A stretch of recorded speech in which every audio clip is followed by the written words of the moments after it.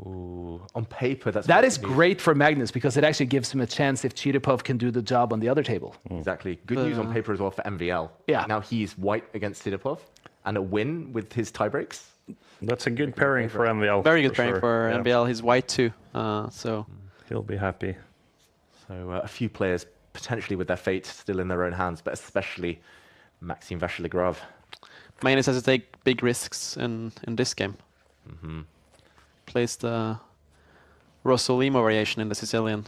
But with this time format, do you need to take as big of a risk? I mean, aren't most games decided anyways, in a sense? Well, like we saw in the last game with Magnus and Hikaru, the position was too dry, so it was easy to play fast. Well, if you go for something complicated, you're more likely to get a decisive result. Like in this one, it's not as balanced as the other position. And this is a theoretical position, like white can take the knight, or you can play queen to e2. I think both sides are familiar with this position. Yeah, I've seen Magnus play this many times before, with both colors actually. So interesting that they go into this. The fans not wanting Magnus to give any free gifts, even for Christmas. No presents here.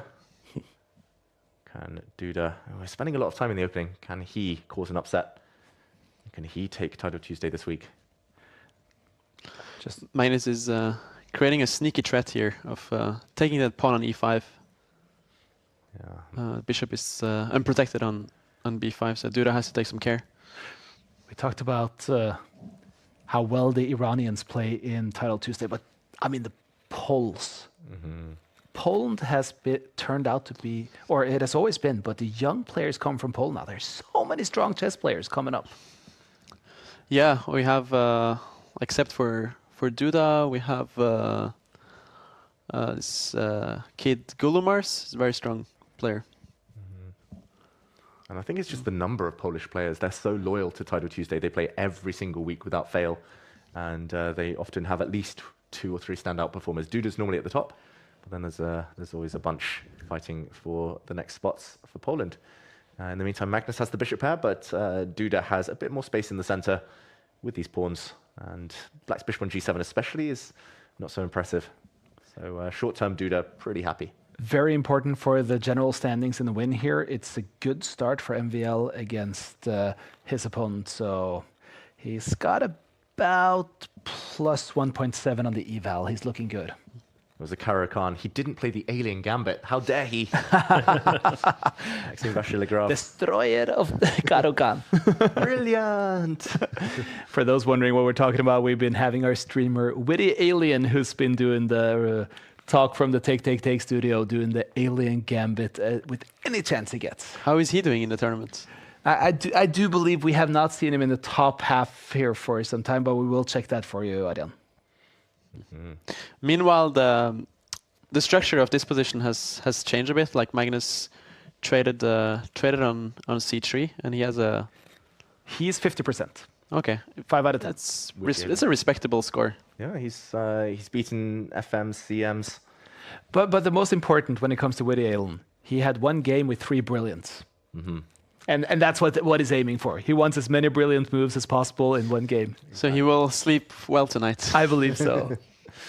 And in the meantime, yeah, the knight versus bishop, like both of these 2 pieces are strong. Yeah, but Black doesn't have any real weaknesses here, so I don't think Magnus is too unhappy. However, White's position is also stable. But Magnus is going to try to play the long game here, maybe try to keep a bit more time on the clock and just try to keep the 2 bishops. Yeah, it's all about keeping the tension, as you say, like slow improvements. I'm not sure. I was going to say King G7 is such a Magnus move. He beat me to it. Yeah. And then eventually H5, H4, if White isn't able to strike with H4, eventually maybe some exchanges. Ooh, it looks like big developments on board 2. MVL with a huge advantage now. Extra pawn in that Caro-Kann. This game much more level. Duda sacrifices a pawn with bishop to g3. Magnus can take the knight on c5.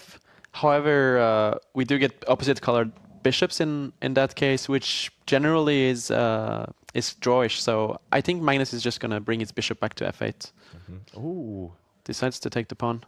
Wow. Just got to add this, though, even though it's unlikely, even though MVL and Magnus, if they should both win, there could be other results of the players that they faced in the past going one way or another that could decide that suddenly could say that Magnus passes MVL on the head-to-head standings, the tiebreaker. So nothing is certain. Yeah, Magnus will be cheering on all of his previous opponents if that's the case. But MVL looks to be doing his side of the bargain so far. Magnus pawn up, but I do really like the white bishop once it lands on d4. D4 is a key square for the white bishop. And the problem for black is that the pawn on b7 and a6 is fixed. The pawn on a5 does an excellent job sort of stopping black's extra pawn from advancing. Actually, I was told now in the chat that I made a mistake earlier. It wasn't 3 brilliant moves in that game from Witty, it was 4. Oof. Wow. Big difference there. Impressive. The more the merrier. 4. Wait, was it? It's not 4 turtle doves, that's 2. 3 French hens, 4. Magnus really needs some magic in this game. It's looking really, really solid for Duda. But if you can sort of like keep the game going and get Duda low on the clock, there's possibilities. But white has such a stable position.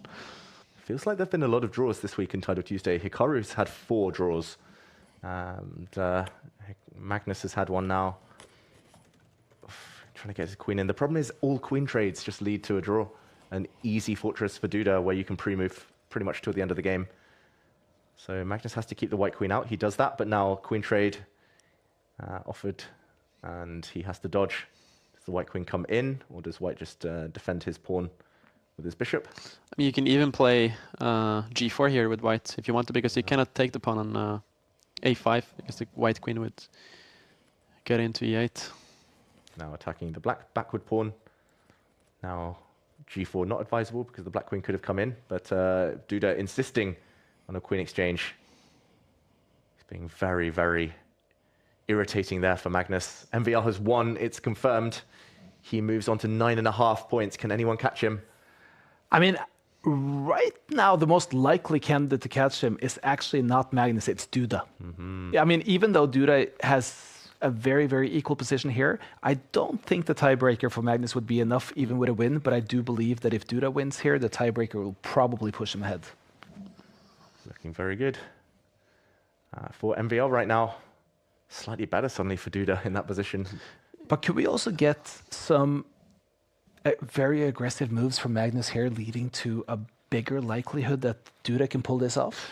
I think it is more likely that Duda wins here, because black's king is in more danger because of the bishop on d4. The bishop on d4 is much stronger than the bishop on c6. So, but Magnus is trying to just like keep the game going and press on Duda's time. Yeah, time will be a factor now. Yeah. They're getting low on time, and I think we'll see a dirty flag at some point. At least an attempt. For sure. Oh, Magnus has blundered though. No. He's walked into a mating net.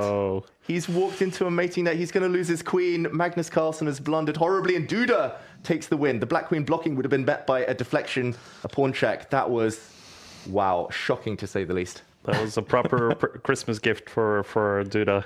Christmas came early. Yeah, very unfortunate finish for Magnus. He had to try something though, like draw was not enough.